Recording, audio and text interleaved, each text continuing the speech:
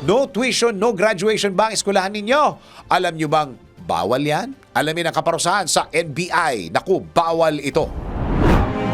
Alamin kung bawal o hindi. Dahil kung di mo alam to, kaso ang kakaharapin mo sa NBI. Naku, bawal ito.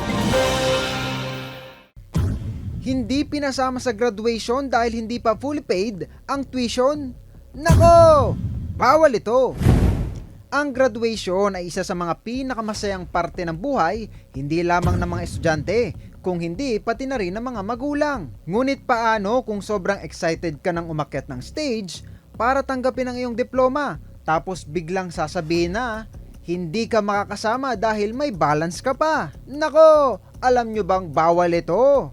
Ayon sa Section 120 ng Manual of Regulations for Private Schools, ang sinumang estudyante na makakumpleto ng kanyang academic requirements ay mayroong karapatang graduate.